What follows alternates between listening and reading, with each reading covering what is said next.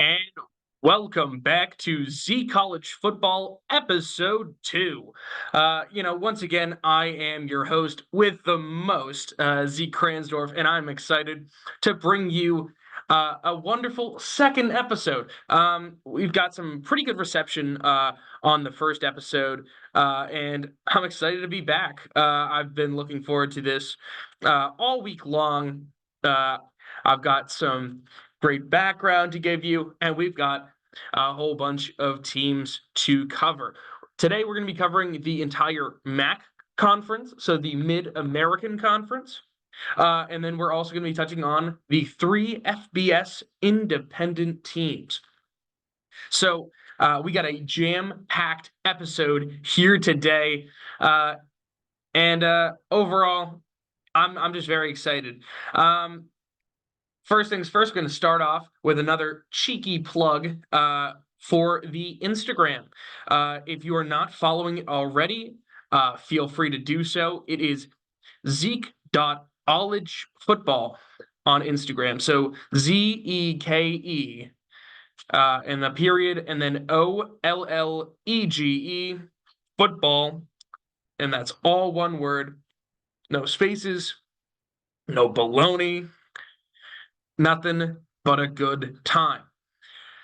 So that's where you can see graphics of my predictions as well as what topic we will be covering each and every week. So in case you're going in blind and have no idea what topic I'm going to be covering and you want to know, you're clamoring, you're like, oh my gosh, Zeke, what topic are you going to be covering?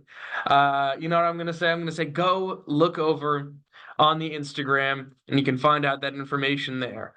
But if you come up to me in person, you're like, "Hey Zeke, what topic you gonna be covering this week?" I'll tell you. I'm not gonna be rude about it. But yeah, you can find that information on the Instagram as well. But enough dilly-dallying. Let's get to what we're all here to talk about. Let's get to some college football, folks. So the MAC conference is historically one of those conferences that gets overlooked. Not a lot of people pay attention to the Mac, which I think is quite frankly a disservice. Uh, the Mac puts out a lot of really interesting games every single year, but because they don't have the same sort of name power, same star power as a lot of these other conferences, even other Group of Five conferences, people don't tend to pay a lot of attention to the Mac, even though they have a lot of talent coming out of their programs. If you're looking for NFL players who came out of the Mid-American Conference, which is what MAC stands for, you know, Khalil Mack came out of there. So did Julian Edelman, Antonio Brown, Ben Roethlisberger, um, Kareem Hunt. They're a bunch of very talented players who came out of these programs, but because no one really paid attention to the MAC, and people still don't really pay attention as much to the MAC, it sort of gets overlooked, and I think that's not exactly fair to these athletes. So I'm going to cover them and cover the MAC with the same sort of gusto that I'll cover all of these conferences with, because I feel like all of these conferences and all of these teams really deserve as much of a spotlight as any other team. They're all college athletes. They all work very hard for their craft. So why not cover them with the same gusto? Now, I have a personal connection to the MAC conference. Back in 2020, when I had a lot more free time on my hands, and I was really starting to get back into college football, I was watching as many games as I could. I was watching a lot of games for Missouri, which was and still is my favorite team. But I didn't know as much about a lot of the other teams. until and I got to know the MAC teams fairly well because what the MAC does and Conference USA, which I forgot to mention this last week, what they do now is they sort of copied the MAC in a way, which is playing midweek college football games. So you're getting those primetime slots, and it allows for there to be football on pretty much every single day, and it's wonderful. So they would be playing some of their games on Tuesdays and Wednesdays, uh, and allowing primetime audiences to tune into them on ESPN and ESPN2, um, sometimes even on ESPNU, uh, to get to see them and see their product. And especially during the sports, apocalypse of 2020, when there was not very many sports on, I really connected with these Tuesday and Wednesday games because I was sort of convincing myself if I get my homework done, I can still watch football even on a Tuesday or even on a Wednesday. So I really sort of connected with the MAC conference. Um, so let's get started and talk about some of these MAC teams. We're going to start off, and we're just going to go down in alphabetical order. I might hop around a little bit. But first things first, we're going to start off with the Akron Zips. So Akron, they've had their head coach, Joe Moorhead, for 2 years now, and he has had 2 straight years of going 2-10. Not ideal. But he also inherited a program in Akron that really struggled. There was not a lot of talent there, and there really still isn't all that much talent there. They struggled to compete in the MAC, although they did not finish last in the MAC this past year, but 2 years ago they did. Now, they have a new quarterback this year. Last year they had DJ Irons. This year they are brought in a transfer quarterback in Ben Finley, and Finley's a solid quarterback. He really is. So, I'm expecting bigger things for Akron this year. Slightly, at least slightly bigger.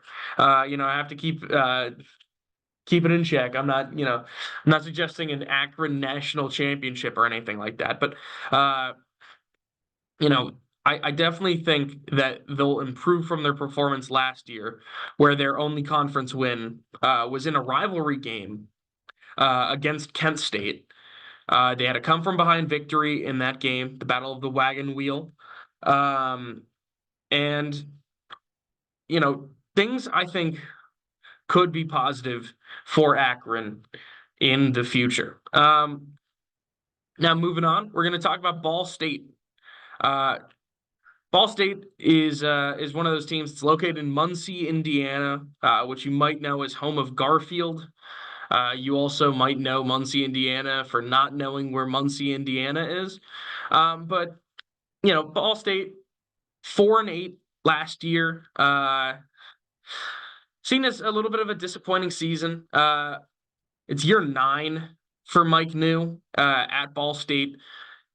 They just didn't really have any bit of their team that had consistency. Nothing really stood out. I watched a bunch of Ball State games. Their offense looked a little flat. Their defense looked suspect. In a way, I'm surprised they even got to 4 wins. But for Mike New, what he's looking to do is he's looking to recapture this magic that they had in 2020. They were the MAC champions back then, and then went to a bowl game and beat San Jose State.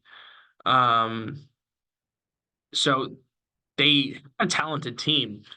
But when Drew Plitt, their quarterback at the time, left, they've sort of been in limbo since. And yeah, right now it's not looking great. Their quarterback battle is between Kiel Kelly, who was the starter towards the latter half of the season, and then Then they brought in a transfer quarterback, Chase Harrison. Uh, Harrison's solid. He didn't get a lot of playing time. He's coming in from Marshall. Uh, I would expect Kiel Kelly to win the job. Has a little bit more of a dual threat nature to him. A little bit more versatile with the legs, but it's still not great options for Ball State there. Next, we're going to move on to Bowling Green. So it's year 6 for Scott Loeffler. And they had a pretty solid team last year. They beat Georgia Tech last year. Actually went 7-6. Uh, However, they have been to the Quick Lane Bowl 2 years in a row. That's the one located in Ford Field in Detroit, Michigan, and they've lost 2 years in a row. 2 years ago, they lost to New Mexico State, giving them their first bowl game victory in like 60 years. And last year, they lost to a 5-7 Minnesota team who only made a bowl game due to their academic standing. So trying to improve, but last year seemed like, at least for me, it seemed like almost the end of an era. It seemed like a sort of peak for Bowling Green that they might not be able to return to this year. And the reason why I say this is because there's uncertainty at that quarterback position. Last year, they had a 2 quarterback system. Both of those quarterbacks were seniors. Neither one of them's on the team anymore. You had former Missouri quarterback and Indiana quarterback Connor Bazelak, who was your primary passing threat. And they also brought in Camden Orth on third down packages. Neither one of those quarterbacks with Bowling Green this year. So I expect a slight regression for the Falcons. Up next, we have the Buffalo Bulls. Not to be confused with the Buffalo Bills. It's Bulls, Bulls. They have a first-year head coach named Pete Lembo. He had a 10-win season during his tenure at Ball State. They went 3-9 last year, so a disappointing final season, especially because Buffalo was a fairly good program, just a few years before that.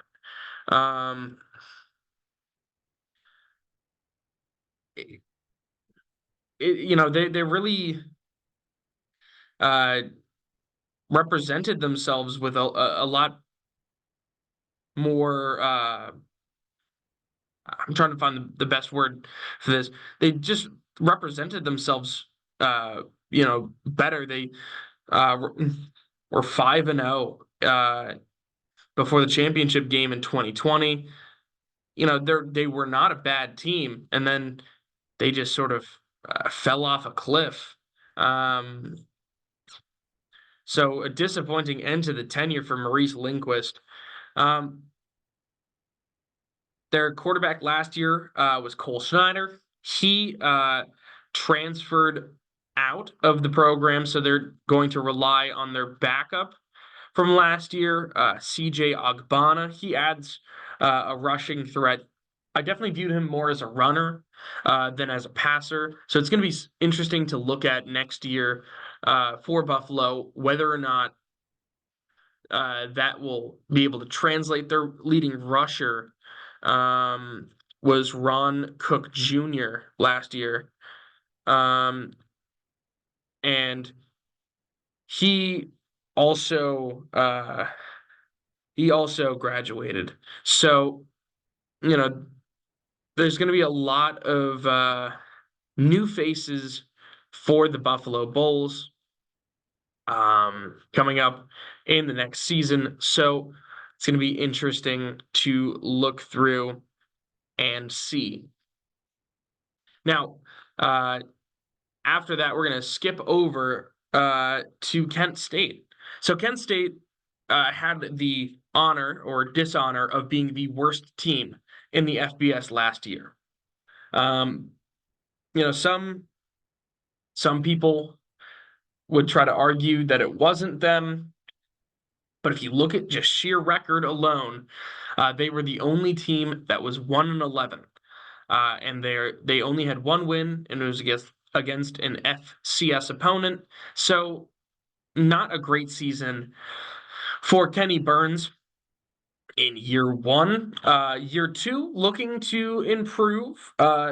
There's a saying, only up from here.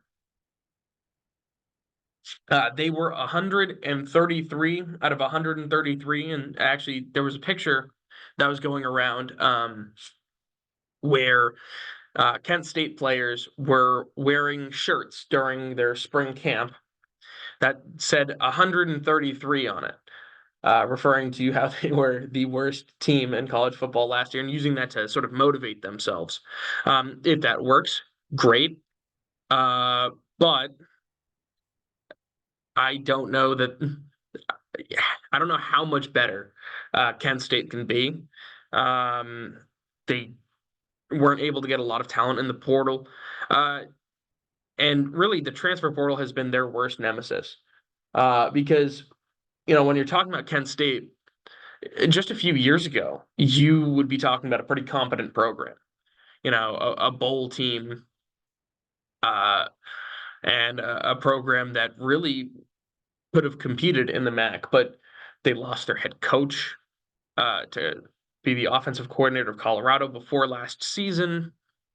They lost a lot of talent, and now we're looking at Kent State and talking about them as if they're some poverty program. They weren't always this sort of poverty program, but they are right now. There's no debate about that. They are just not a very well-run team right now.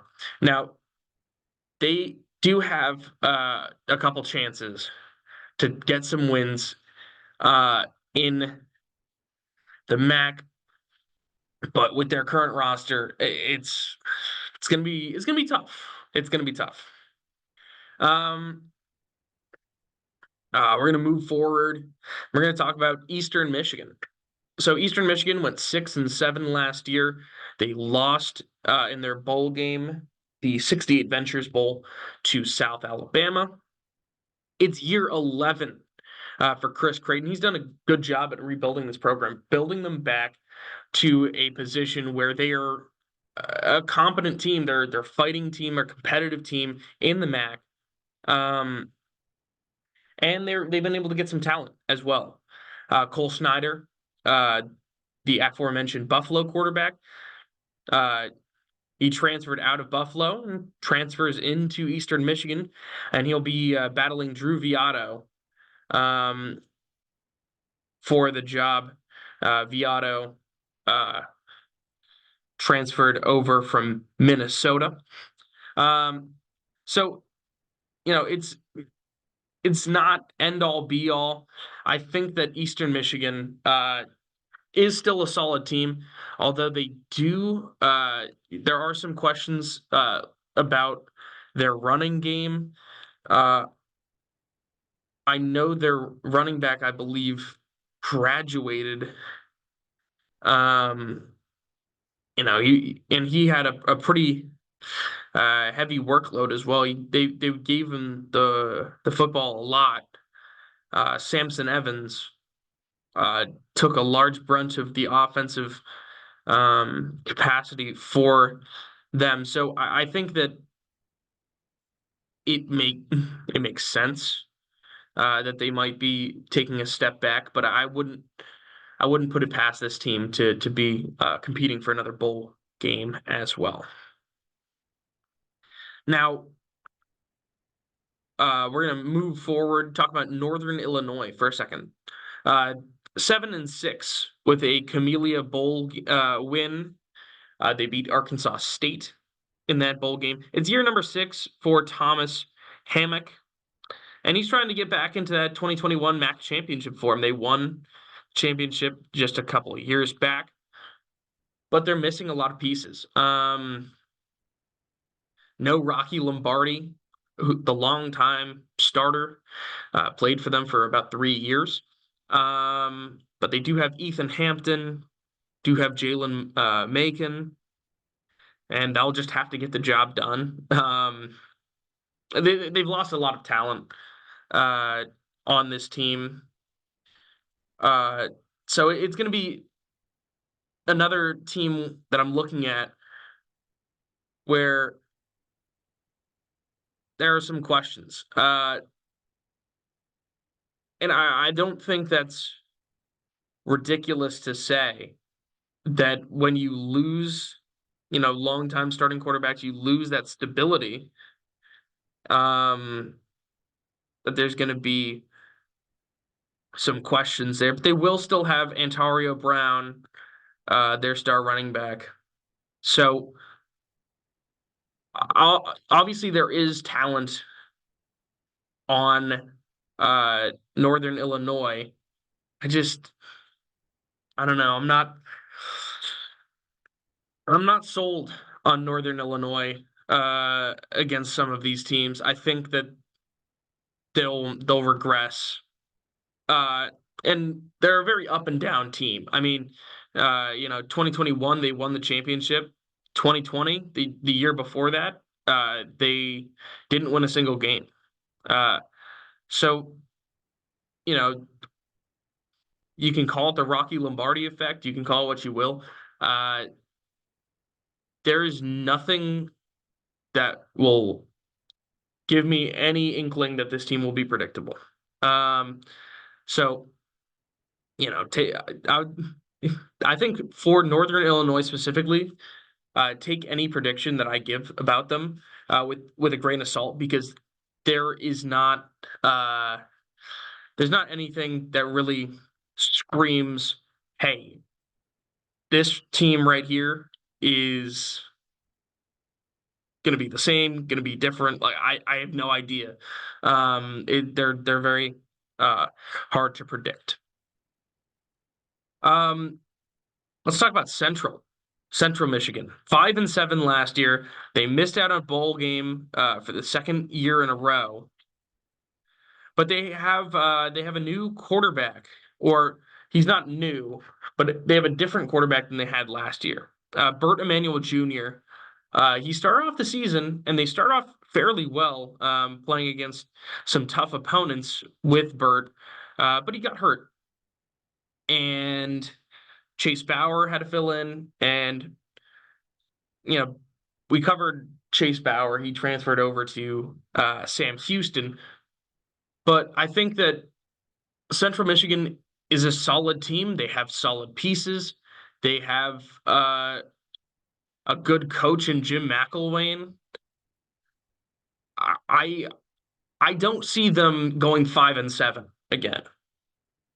I see them taking a little bit of a leap forward. Marion Lukes is a good running back one for them. Bert Emanuel Jr. Showed a lot of flashes when he was healthy. Um, I think Central Michigan has a shot of making some noise in the MAC. Let's touch on Western Michigan now. So 4-8 last year. It's year two for Lance Taylor, and they still have their same quarterback in Hayden Wolf. He's solid. He's a good piece for them. Still throwing to Kenneth Womack. Womack's a good receiver for them as well. I I think that Western Michigan uh, will do fine. Uh, I don't think that they'll be an amazing team this year, but I think they'll be a good team. I think they'll beat the bottom feeders of the conference, might sneak a win from a good team, but might also take a loss from a team that they might not normally lose to. Um, but I think they're a fairly middle of the road team in the MAC. But really, the MAC this year, I think, is going to be Uh, Maybe a four-team race between Central Michigan, who we already covered, and then also Ohio is another one. So they've had back-to-back 10-win seasons for Tim Albin. And part of that was because of some people call him, the Canadian Destroyer, the Maple Missile. Nathan Nathan Rourke's younger brother, Curtis Rourke. Uh, he transferred out. He's going to be playing for the Indiana Hoosiers of the Big Ten.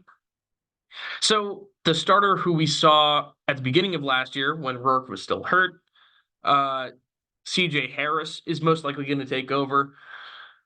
You still have, a solid running back core. You have C.A. Bangura at running back. He played fantastic last year. So, it's a 7 touchdown season for him, 811 yards on the ground. Uh, it's a good team. I don't know how much improvement I'll see from last year. I think you are going to take a step back with Harris at quarterback rather than Rourke. Um, but I don't think it's going to be a major step back. I don't think they're going to be missing a bowl game or anything like that. I think they're still going to be solidly towards the top of the conference. And speaking of top of the conference, Miami of Ohio, they went 11-3 last year. They were the reigning MAC champions. Uh, One of their quarterbacks, Avion Smith, transferred out.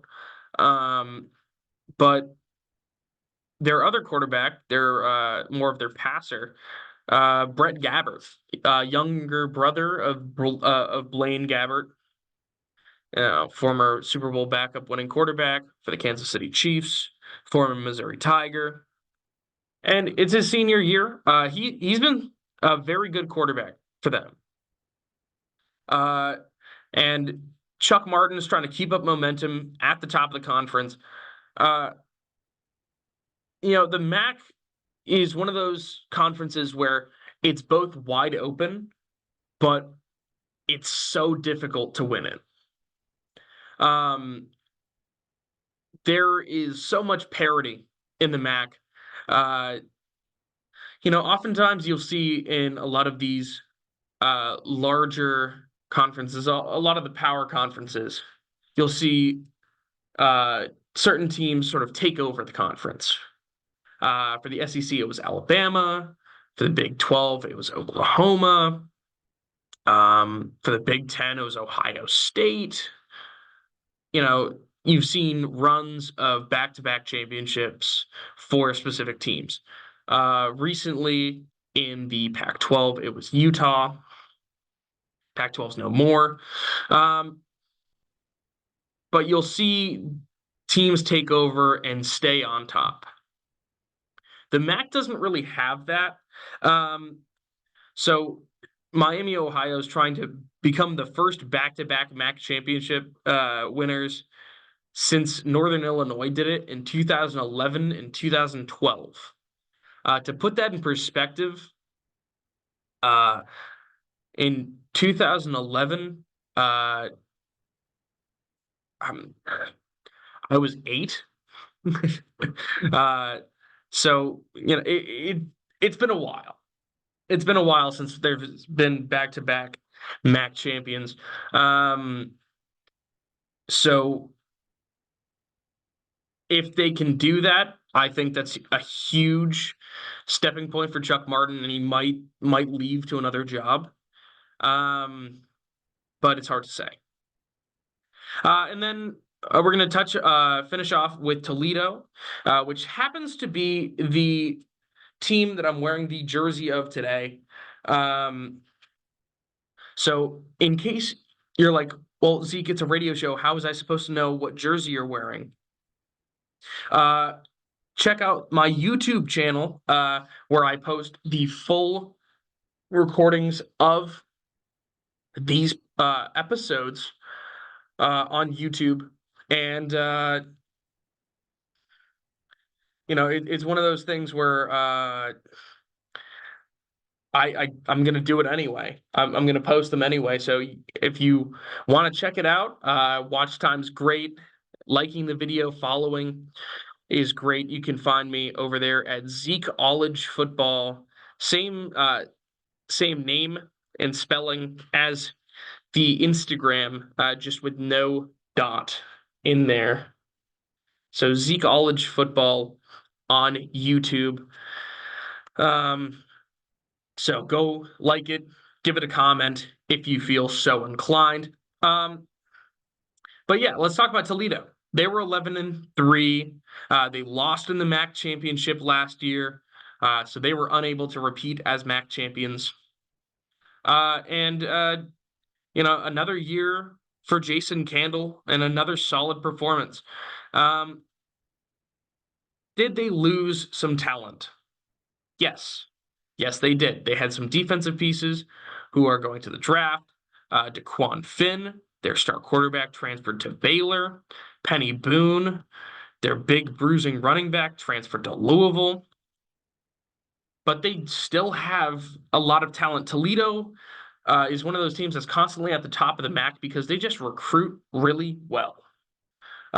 They find a way to recruit well, and they just win. Tucker Gleason will be taking over as quarterback. Jaquez Stewart will be taking over that starting running back role. Both of them solid pieces. Toledo still has uh, a really good tight end uh, on their team. So they have a lot of great pieces. Trying to remember the name of the tight end off the top of my head.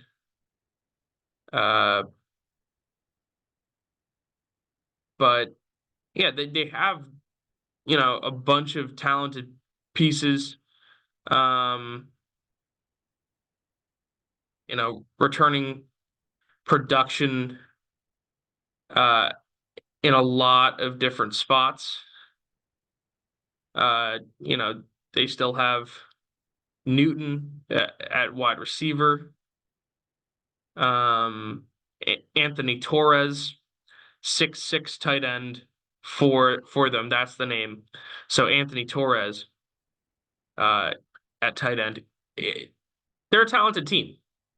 And I don't think that they'll be I don't think that they'll really take that much of a step back.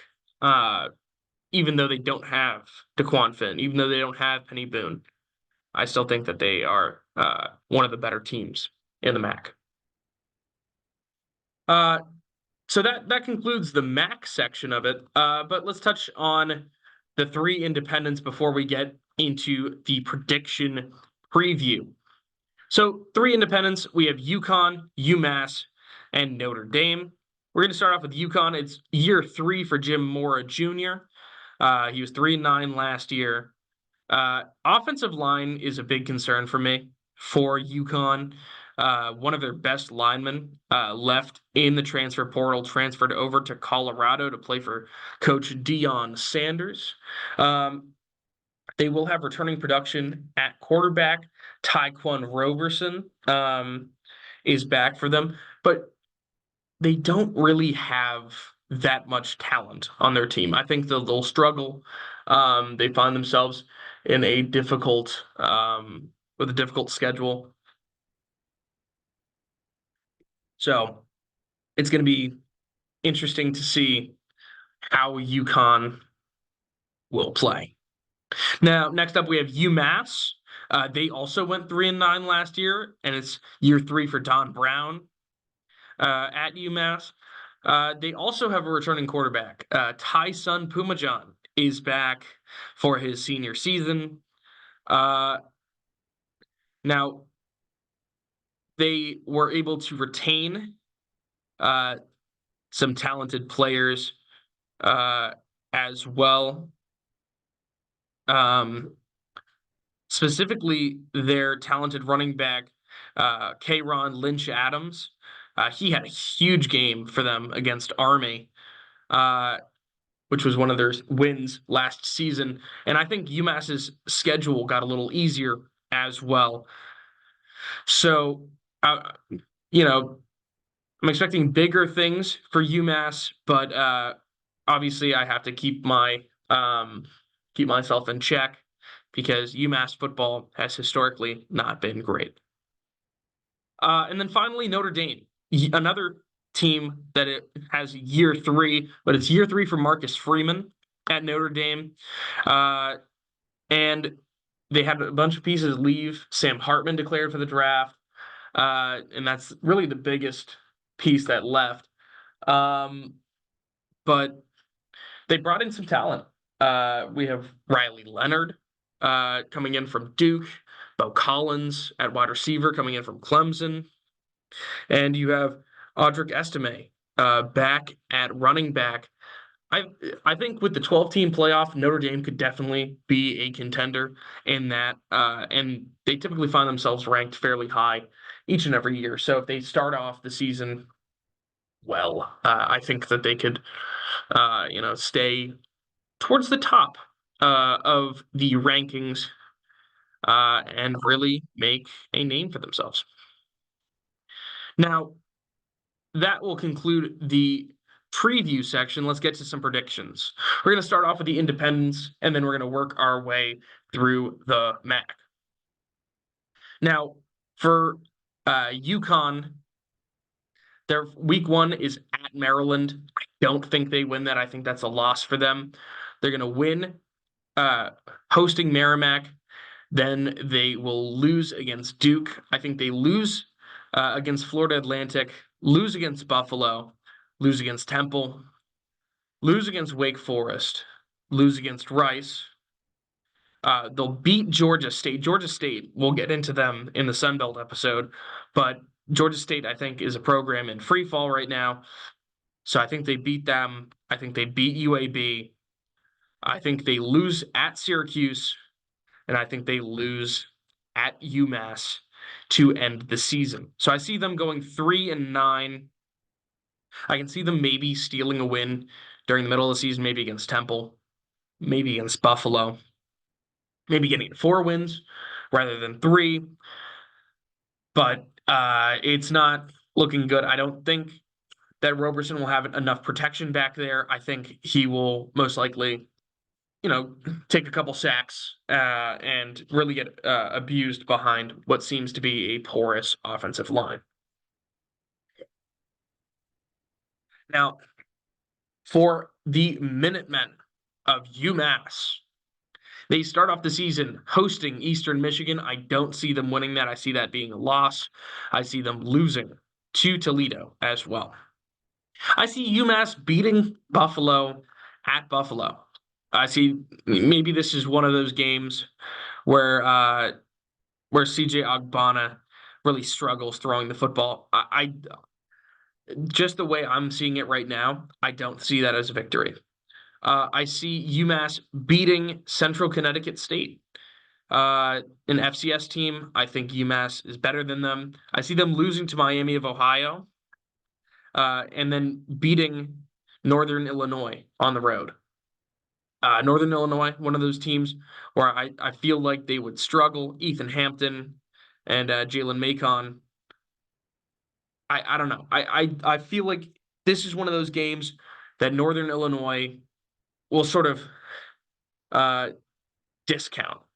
And I think that UMass, with another year under Tyson Pumajohn's belt, K'Ron Lynch-Adams, I think that they have more talent than they typically do. Don Brown's a good coach. I think they're able to steal this one. Up next, they're hosting Missouri. Missouri's traveling all the way up to UMass Amherst. I will be in attendance of that game. I'm going to make a road trip to drive up for that game. I don't think UMass is beating what should be a very good Missouri team. Then they have a bye week. They host Wagner. I think they win that one. Travel to Mississippi State, that's a loss. Host Liberty, that's a loss. Travel to Georgia, that's going to be a blowout. And then final week of the season, host UConn, which I think they get the win at home. So I see UMass going 5-7, which would be their best season in the FBS. Still not making a bowl game, but best season in the FBS. But yeah, I see them going 5-7. And then finishing off with Notre Dame, starting off the season at Texas A&M. This one's probably the biggest toss-up of the first half of their season. Actually, first majority of their season. I put down that they would win this one. That's just because I still think that Mike Elko and Texas A&M might be figuring some things out week one. But so I think a win at Texas A&M. They're going to beat Northern Illinois, win at Purdue, win at Miami of Ohio, beat Louisville before their bye week. After their bye week, host Stanford, which I think they win that game in South Bend. They're going to beat Georgia Tech in Atlanta. There's a neutral siter versus Navy. I think they win that one as well. So if you're counting with me right now, that's a 9-0 start for Notre Dame. And then I think they suffer their first loss when they host Florida State. I think Florida State's a very good team. And I think that Florida State will take that game off of them.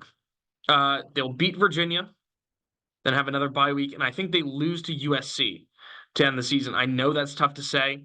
USC looking like a Caleb Williams USC, but I think Miller Moss showed a lot of promise in the Holiday Bowl.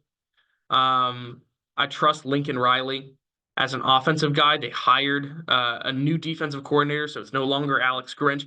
I think that Notre Dame will sort of be caught lacking by this USC team in the final week of the season. I think they will still make the playoffs. 10-2 is a solid record to have. Would have been good enough for the playoffs last year. But yeah, could be a dark horse Notre Dame team, especially if they do end up having that 9-0 start. Because after the Texas A&M game, it looks pretty easy going forward. Now let's get to some MAC predictions. I know this is what you're all clamoring for. You're like, oh my gosh, Zeke, please talk about the MAC conference. Well, good news. I got you. We're going to start off with Akron. I think now the MAC has not released their official schedule yet. However, they did release which teams would have home games, which teams would have away games against conference opponents. So the way that I sorted them out for their predictions is by non-conference games, then home games, then away games. So in the first we're just going to go through this vertically. So non-conference, there's going to be 4 of those, 4 home games, then 4 away games. I think that Akron will lose at Ohio. Let me start that over again. They will lose at Ohio State, lose at Rutgers. I think they'll lose to Colgate, to the Colgate Raiders from the FCS. Typically, the FCS has maybe 1 or 2 upsets every year.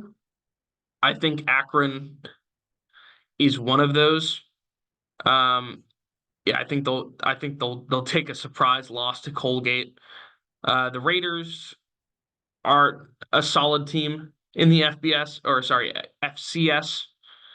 But yeah. And then I think they lose at South Carolina as well.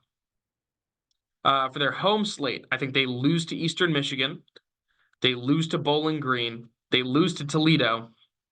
And I think they beat Buffalo at home. Now, I think they beat Kent State on the road in that rivalry game. So I think they defend the wagon wheel. And I think they beat Northern Illinois as well. They don't. They lose to Ohio on the road, and they lose to Western Michigan on the road. So I see Akron going 3-9 and 3-5 in conference. Now for Ball State, I see them beating Missouri State at home. Uh, I see them losing on the road to Miami, Florida. I see them losing to James Madison and losing to Vanderbilt. I see them losing to Northern Illinois at home, losing to Western Michigan at home, beating Bowling Green, and losing to Miami of Ohio at home. And then for their away slate, I see them beating Buffalo on the road. I see them uh, losing to Central Michigan, losing to Kent State, and losing to Ohio, all three of those games on the road as well. So I see them also going 3-9, but only 2-6 in conference. For Bowling Green, their first out of conference game is against Fordham. I see them beating Fordham, losing to Penn State, losing to Texas A&M, both of those games on the road, and I see them losing to Old Dominion as well.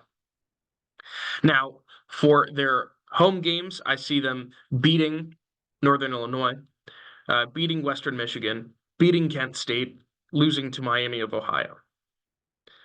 For their away slate, I see them beating Akron on the road, losing to Ball State, losing to Central Michigan, and losing to Toledo in the Battle of I-75. 5-7 record is my prediction for Bowling Green, and 4-4 in conference. Moving on to Buffalo. The Buffalo Bulls. I see them beating the Lafayette Leopards. I see them losing at Missouri. I see them losing to UMass, but winning at UConn. For their home games, I see them beating Western Michigan, losing to Toledo, beating Kent State, losing to Ball State, and then for their road slate, I think they lose to Akron, lose to Eastern Michigan, lose to Northern Illinois, and lose to Ohio. They have a 3-9 record and 2-6 in conference. For Central Michigan, they start off hosting Central Connecticut State. I think they win that one. Playing at FIU, I think they get another victory there. They lose to Illinois and lose to San Diego State.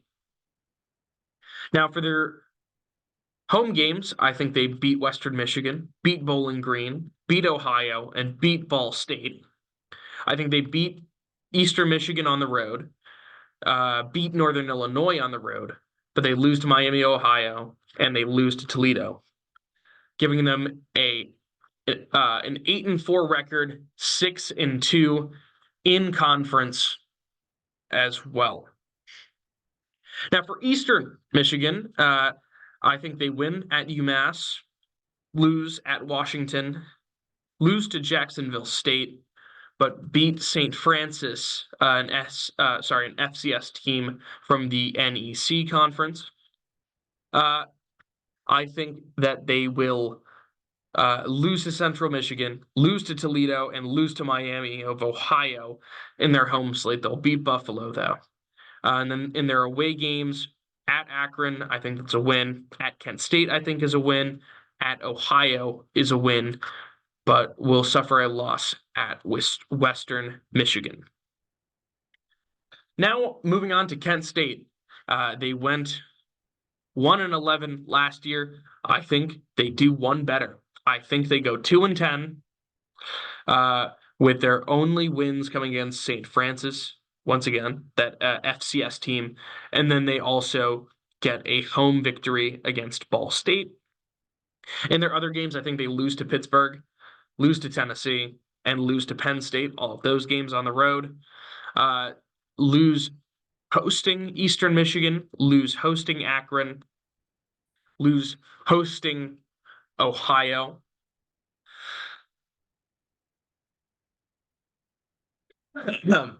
Pardon me.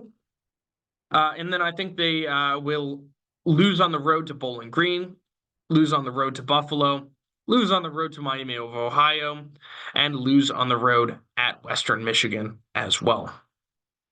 Speaking of Miami of Ohio, I think they lose at Northwestern, lose at Notre Dame. I think they beat UMass, and I think they will beat Cincinnati as well. Cincinnati, another one of those teams. They actually beat Cincinnati last year. Um, and I'm not that high on Cincinnati. But for conference play, I think they beat Northern Illinois, beat Central Michigan, beat Kent State, and beat Ohio during their home slate. For their away slate, I think they win at Ball State, lose to Bowling Green on the road, lose to Eastern Michigan on the road, and I think that they beat Toledo on the road, giving them an 8-4 record, 6-2 in conference. Next up, we have Northern Illinois. Their first game is hosting Western Illinois. Western Illinois had a horrendous season last year. So a really bad season for Western Illinois, the Leathernecks. The previous year, they were just awful. So they went 0-11 in the FCS. So I think they'll Northern Illinois will win that game. They'll lose to Notre Dame, lose to NC State, lose to UMass. And then for their home games, I think they'll lose to Central Michigan, lose to Toledo, lose to Akron. They'll beat Buffalo. They'll win on the road at Ball State, but they'll lose to Bowling Green on the road, lose to Miami, Ohio on the road, and lose to Western Michigan on the road, giving them a 3-9 record, 2-6 in conference as well. Now, for our final three teams, Ohio, I think they lose at Syracuse. I think they beat South Alabama, beat Morgan State, and lose at Kentucky. For their home games in conference, I think they lose to Eastern Michigan. They beat Akron, beat Buffalo, beat Ball State, and then they lose on the road at Central Michigan, beat Kent State on the road, but lose to Miami, Ohio on the road, and lose to Toledo on the road. I think that Western Michigan will lose to Wisconsin on the road, lose to Ohio State on the road, lose to Marshall on the road, beat Bethune-Cookman. They will play their home slate in conference against Northern Illinois, which I think they win. Eastern Michigan, which I think they win that game. Akron, I think they will get a win in that one. Kent State, which I also think they get a win in. Ball State, I think that they will win that one on the road. They'll lose on the road at Bowling Green, lose on the road at Buffalo, and lose on the road at Central Michigan, giving them a 6-6 record and 5-3 in conference. And then we're going to close it off with Toledo. I think they win against Duquesne. I think they win against UMass. I think they lose to Mississippi State on the road, and I think they go on the road and beat Western Kentucky. For their home games, I think they beat Central Michigan. I think they beat Bowling Green. I think they beat Ohio, but I think they lose to Miami, Ohio. And then for their road slate, I think they beat Akron, beat Buffalo, beat Eastern Michigan, and beat Northern Illinois, giving them a 10-2 record, 7-1 in conference. And they are my pick to be your MAC champions. So with all that being said, I think that the MAC title game, you'll see Toledo coming out and playing in the MAC title game again. I think they'll be facing off against Miami of Ohio again in a rematch. If I'm not mistaken, I believe uh, uh, the MAC conference moved away from divisions. Um, so right here, yeah. November 30th last year, the MAC announced a new football schedule model that eliminates divisions. So it's going to be the best two teams, um, two best records. So I think that it'll be a 10-2 Toledo team and an 8-4 Miami of Ohio team. And Central Michigan's also 8-4, but Miami, Ohio would hold the tiebreaker over them in this sense. So I think that the Toledo Rockets with Tucker Gleason, Jaquez Stewart, and then Anthony Torres as well. Talented offense. I trust Jason Candle to ensure that the defense is solid as well. I just think that they're a solid team. I think they're a good team.